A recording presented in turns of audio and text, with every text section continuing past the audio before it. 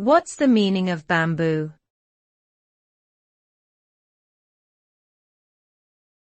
Bamboo.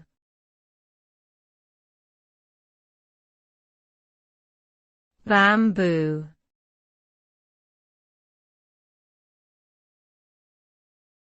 Bamboo.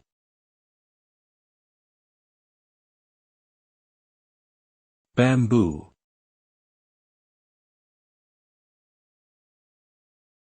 Bamboo refers to a group of evergreen perennial plants in the subfamily Bambusoideae of the grass family Poaceae.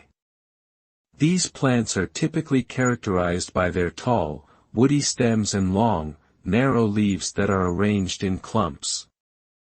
In many cultures, bamboo is highly valued as a symbol of strength, resilience, and flexibility. It is also recognized for its versatility and wide range of uses, including as a building material, food source, paper product, and even musical instrument. Bamboo is known for its fast growth and ability to thrive in a variety of climates, making it a sustainable and eco-friendly choice for many applications.